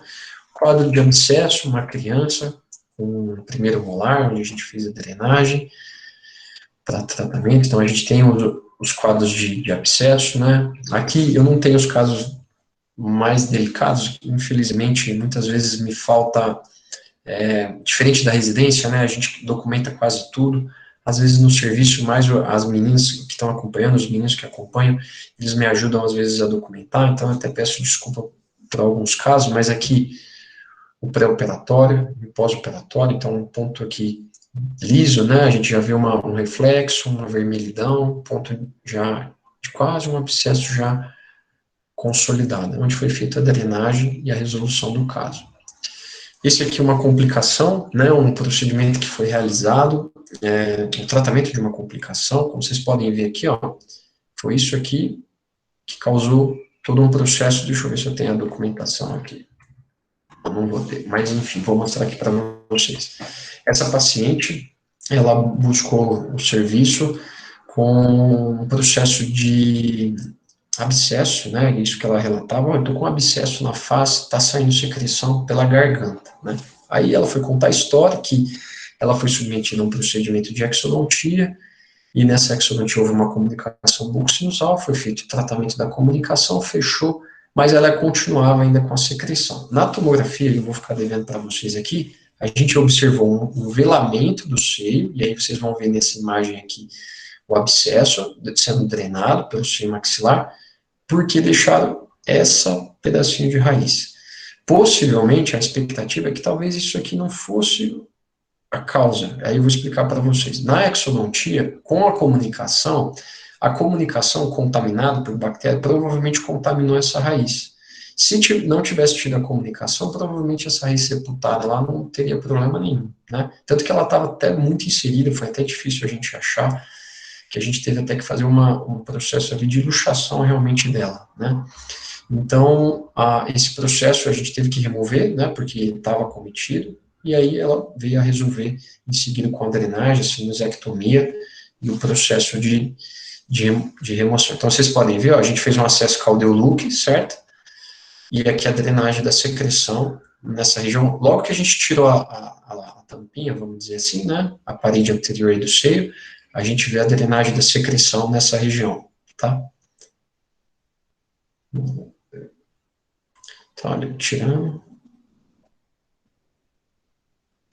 Então, a gente fez a curetagem, a limpeza, né, de toda essa região, a remoção da causa, o fechamento e a complementação com antibiótico terapia. Aqui uma fratura de zigoma, né, um paciente que teve um deslocamento do corpo do zigoma, anterior posterior, um acesso intrabucal, uma redução só pelo acesso intrabucal. Posteriormente, como a gente não teve uma estabilidade, a gente fez um acesso, aqui nessa região eu não vou ter a foto, aqui foi uma laceração que ele teve, e aí eu aproveitei esse mesmo acesso para fixar essa área.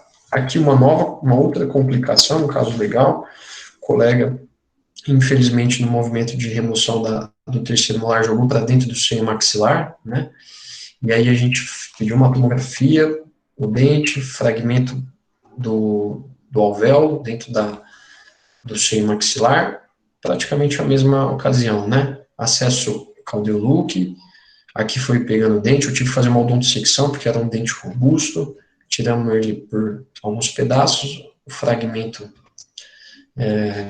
do alvéolo, né, a limpeza e a sutura, tá?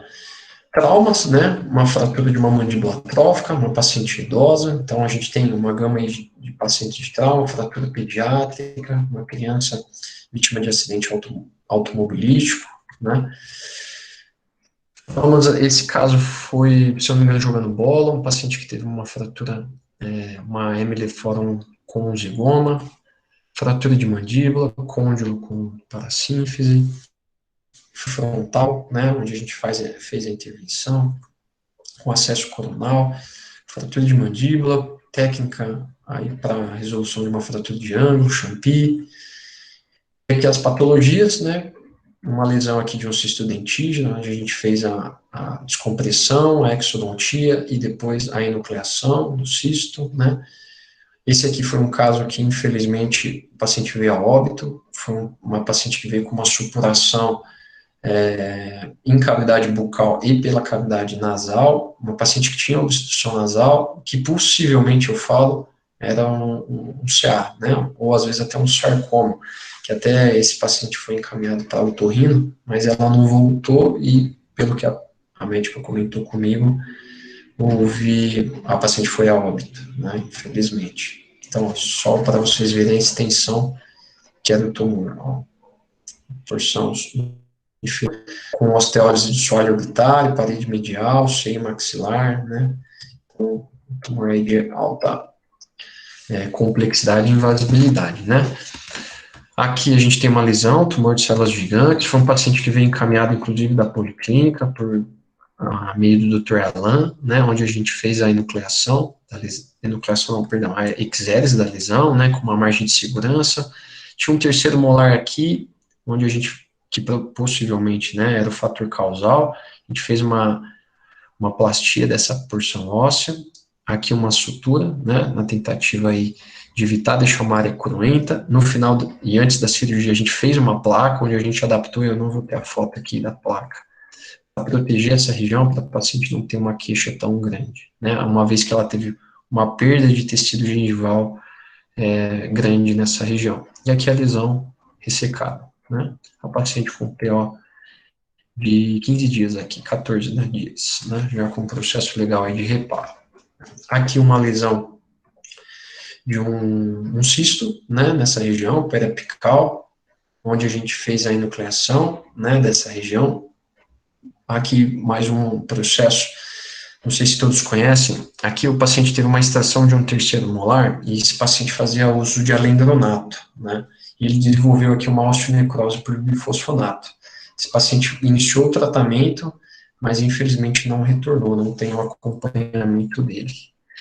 Enfim, as doenças articulares, essa era uma criança que nós íamos fazer, né, intervenção no SUS, uma paciente com anquilose. Eu não tenho as fotos da boca aberta, mas a gente vê aqui, ó, que eu comentei com vocês, ó, a união da cavidade glenoide com o côndilo. Essa paciente, ela sofreu um acidente no carro com a mãe, teve a fratura condilar, né, bilateral, no caso, ela só estava a união desse lado. e por falta de, talvez, tratamento ou de estímulo, foi havendo a consolidação. Então, a história da tia, né, que a mãe ela não acompanhou, falava, olha, com o tempo ela foi diminuindo a abertura bucal a ponto de, depois de um tempo, não abrir mais. Então, ela abria 10 milímetros, era o máximo que ela conseguia, né? Mas, infelizmente, a mãe não quis levar a paciente para a intervenção, e a gente perdeu essa avaliação. Tem uma paciente, sim, que a gente está aguardando o retorno aí das atividades para a gente fazer essa reconstrução, né? Na verdade, a gente vai ressecar, não vai ter como reconstruir. Uma paciente também com quilose do SUS, né? Então, a gente tem uma gama, né, aí de atividades dentro do hospital que vocês podem estar participando, como a gente já tem ali alguns alunos que sempre estão colaborando, né? Eu não vou citar nomes para não correr o risco de deixar alguém de fora, mas vocês têm a oportunidade, o visto está aberto, vocês são base para tudo isso. A universidade, eu falo isso com todo, vamos falar assim, vocês têm que ter esse orgulho da universidade onde vocês estão fazendo a faculdade, porque vocês têm acesso e a possibilidade de estar lá com a gente, né? Então, vocês veem, entra às vezes em cirurgia com a gente.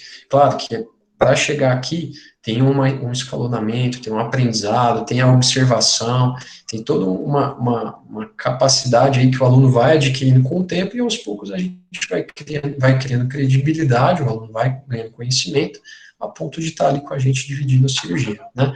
Então, eu agradeço a todo mundo, a Andresa, né, que sempre esteve ali com a gente, é aluna da odontologia, ao Diego, que é o coordenador do curso, do hospital, perdão, ele que está à frente da parte da odontologia, né, aos demais alunos, sempre eu friso isso muito, né, coloco à disposição, tá, a todos vocês, o que vocês precisarem, enfim, estamos à disposição para poder ajudar. Como vocês sabem, né, essa iniciativa dos alunos é super bacana, eu estou aí para ajudar no que for possível, nos ambulatórios, nas cirurgias. Eu sei que a universidade está tentando organizar esse processo de reiniciar. Dentro da liga, as atividades práticas me coloco à disposição, é isso que eu já falei com a Paula, com a Luísa, com a Bessa e assim por diante. Me coloca o Dr. Cristiano aqui à disponibilidade de estar colaborando da forma como for necessário ou preciso aí dentro das reuniões, enfim, aulas.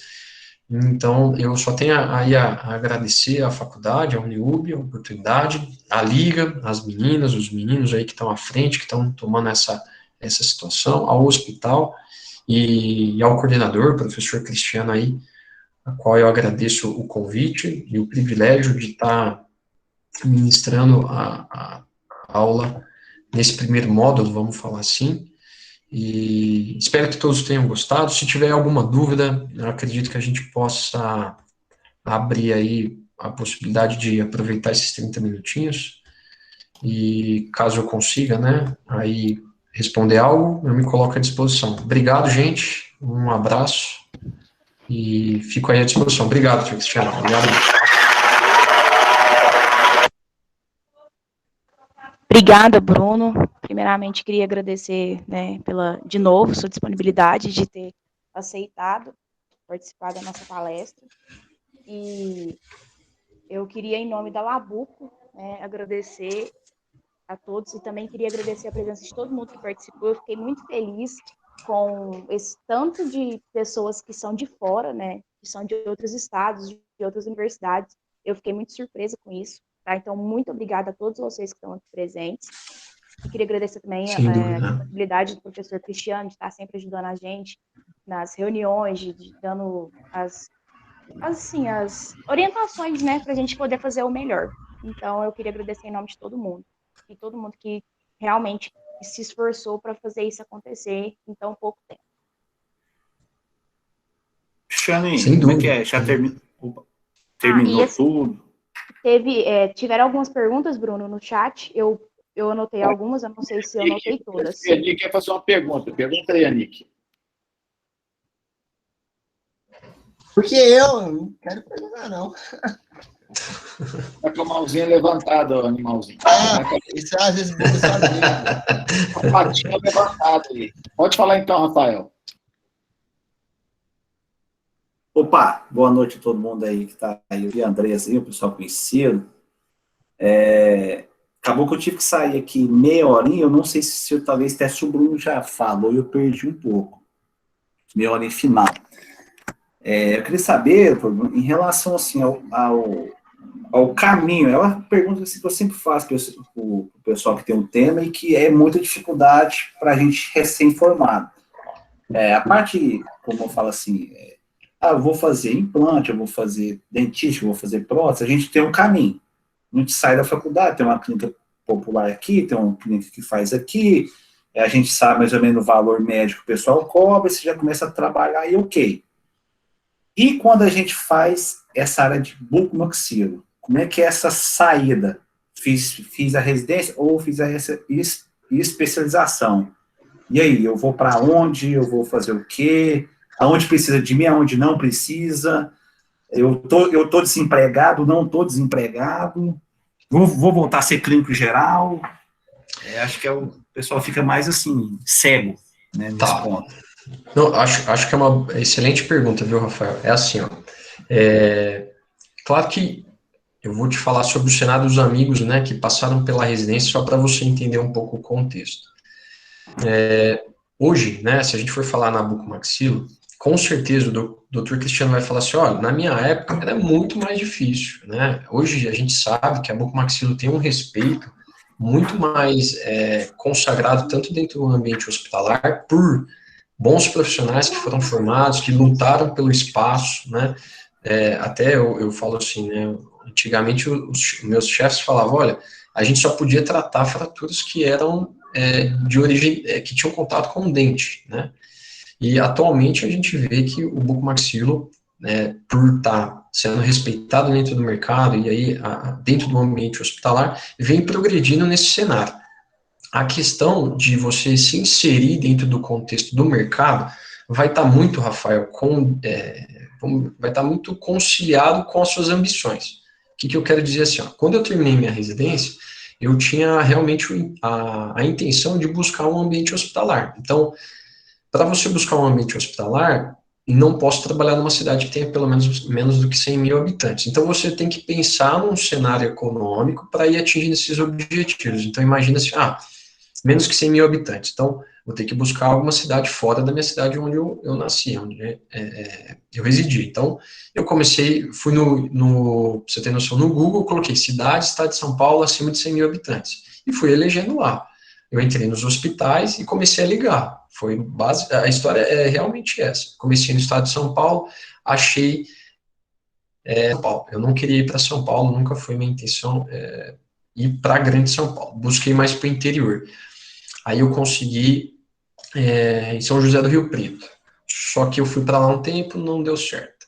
Aí eu voltei, falei, não, agora eu vou para Minas Gerais. Aí eu fui para Araxá, só para você entender o cenário. Comecei em Araxá, trabalhando ali, entrei num hospital, chama Dom Bosco, só que o volume era muito pequeno. Por quê? 100 mil habitantes, ainda é um fluxo para bucomaxilo um pouco reduzido. E já tinha um bucomaxilar que era referência, que é o Dr. Ito. Então, acaba ficando um pouco mais difícil. Então, a gente ampliou mais o leque, foi para cidades acima de 250 mil habitantes.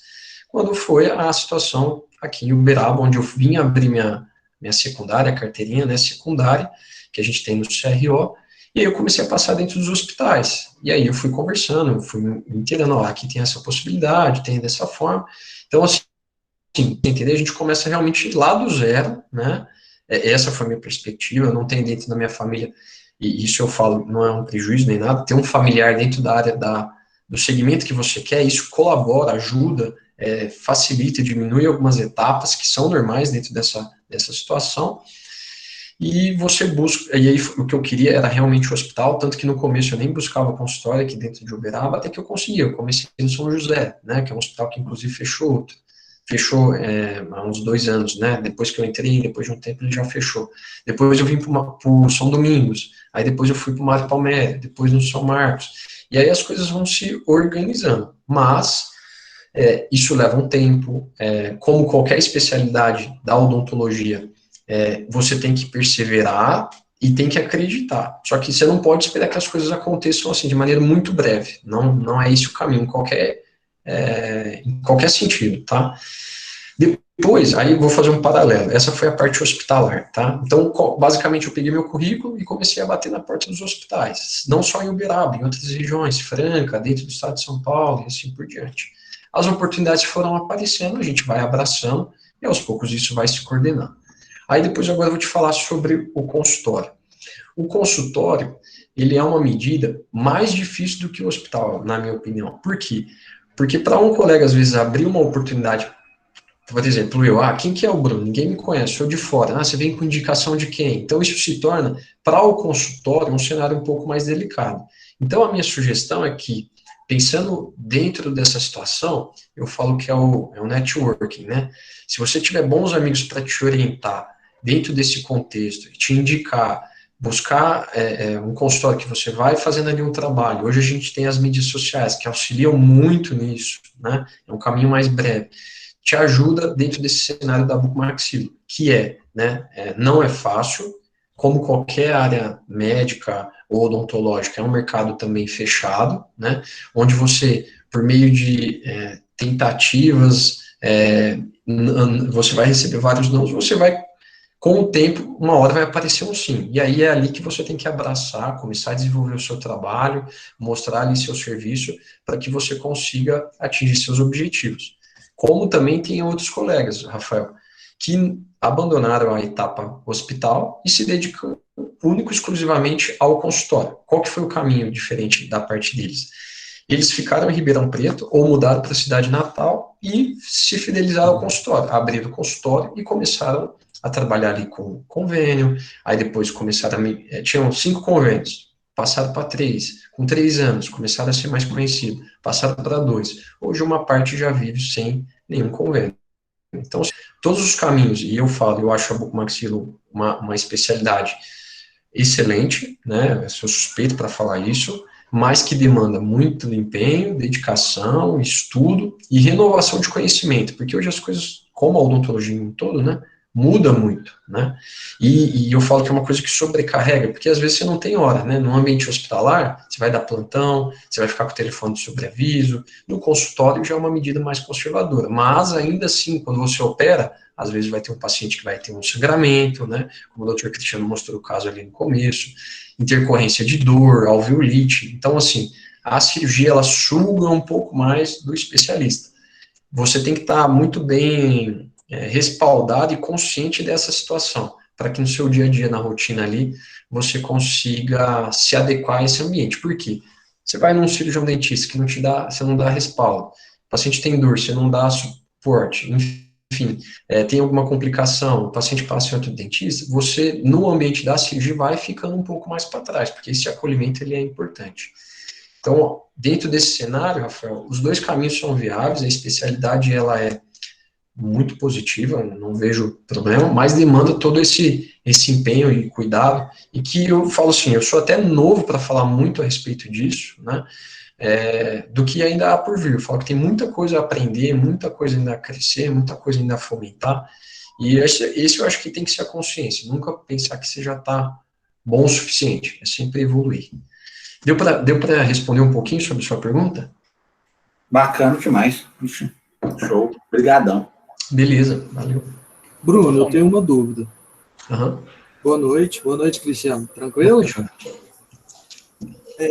Durante a residência, se assemelha um pouco com a graduação, você tem que atingir uma porcentagem de nota para passar do R1 para o R2 e assim do R2 para o R3? Como funciona? Tem prova durante a residência?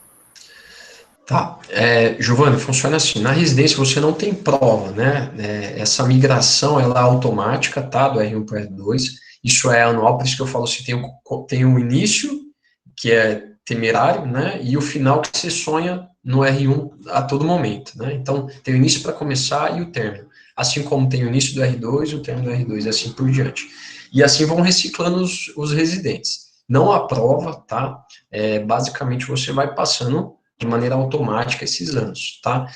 Não se assemelha à graduação, porque o sistema de residência, ele é bem hierárquico, tá? Então, assim, existem funções já pré-determinadas entre os próprios residentes e o serviço, onde você vai ter uma escala de funções ali que você tem que desempenhar. Por quê? Senão toda a equipe, ela sai prejudicada dessa situação. E aí eu falo que, assim como as responsabilidades vêm de baixo para cima, o fumo vem de cima para baixo, e muitas vezes esse fumo, ele é de baixa cabeça, a orelha arder, o psicológico ficar abalado. Então, eu falo assim, a residência é um cenário bem militar, eu comparo sempre assim, né? É um nivelamento por baixo, os chefes não têm muita paciência, é compreensível, é um momento estressante, os residentes que estão acima já estão meio que de saco cheio, os R+, né? Então, quer que se resolva o problema na hora. Então, assim, é um cenário desgastante, todo mundo está sempre no limite, você passa dias, às vezes, o dia ali sem comer, se alimentar direito, sem dormir. Então, é uma situação bem diferente, tá, Giovanni, do que a gente tem na graduação. É um cenário um pouco mais desgastante, fisicamente e psicologicamente.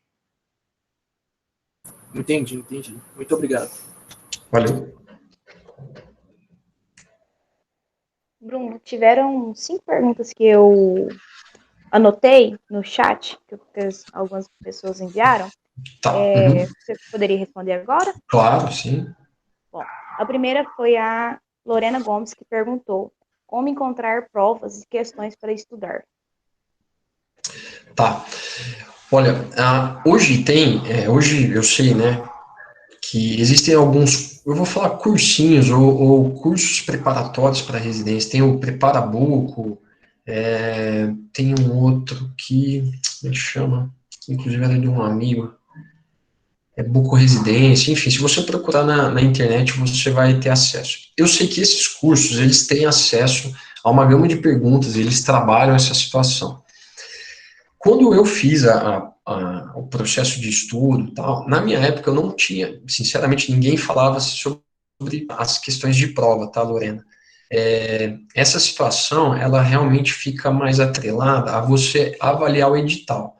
Claro que, assim, ó, eu vou falar já em um período aí de 6 anos, né, que isso mudou, que eu passei por isso. Então, pode ser que existem algumas mudanças nesse processo. No sentido, por isso que eu falo assim, às vezes a atualização com um curso complementar pode ajudar, mas o que eu vejo, tá? Isso não é uma obrigatoriedade e o melhor caminho é você conversar com os residentes que passaram ali recentemente, então conseguiu o WhatsApp, o Instagram do R1 de cada serviço, R2, ou até mesmo buscar no edital, que é aquele caminho que eu comentei contigo, que valeria a pena você ver quais são as matérias, quais são os livros, que boa parte daquilo ali você já vai ter passado nas suas aulas de cirurgia, com certeza, ou anestesiologia ou terapêutica. Certo. Bruno, a segunda pergunta foi da Beatriz Garibaldi. Ela falou assim, eu gostaria de saber como acontece essa divisão de R1, R2 e R3. O R1 é mais observação? Qual o foco das etapas de R2 e R3? Tá. Desculpa, é Beatriz, né?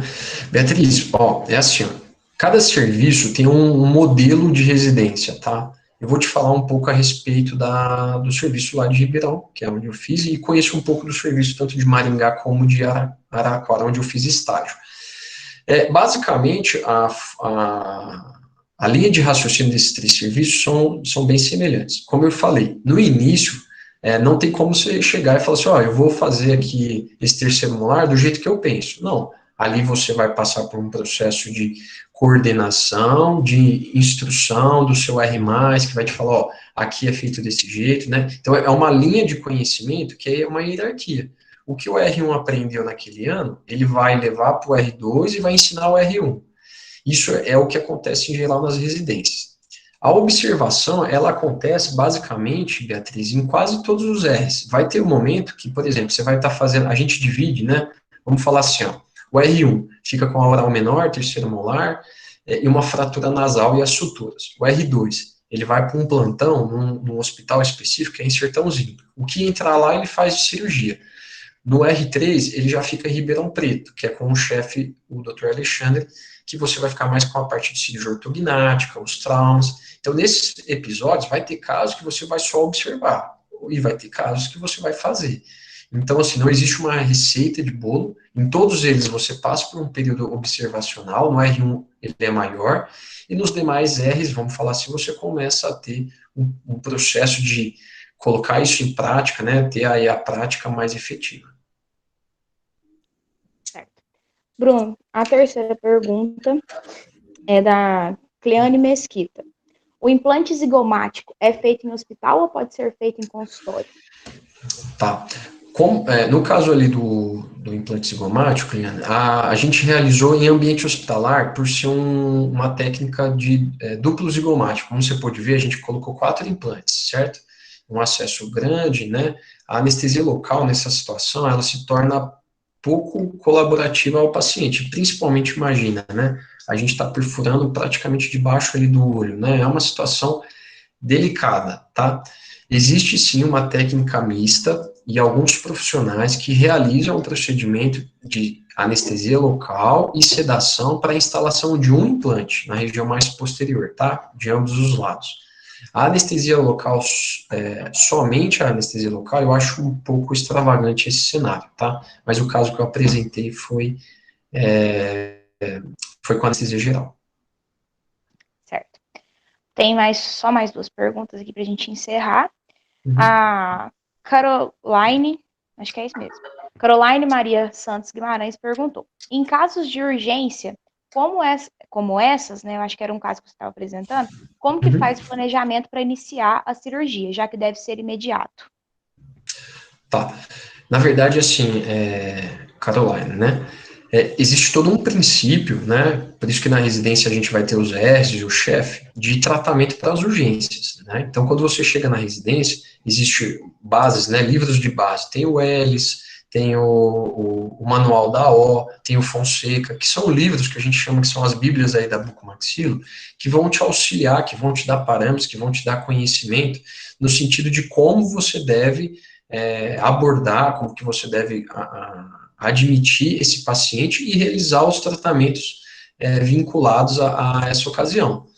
Então, assim, essa definição, por onde você começar, vai iniciar, né, um bom diagnóstico, então, onde você faz o exame clínico, você diagnostica as fraturas, e onde você vai criar um plano de tratamento. Aí depois você vai avaliar, isso é uma urgência absoluta, é uma urgência relativa, precisa ser realizado agora, pode ser feito depois, e tudo isso vai estar embasado na experiência de vários cirurgiões que já desenvolveram protocolos, e aí sim, a residência vai ter uma filosofia que vai dar seguimento a isso, vai ter um coordenador, que é o chefe, que vai ligar para o R3, que vai discutir o caso, e aí o R3 vai dar a conduta que foi preconizada e foi discutida para aquela situação.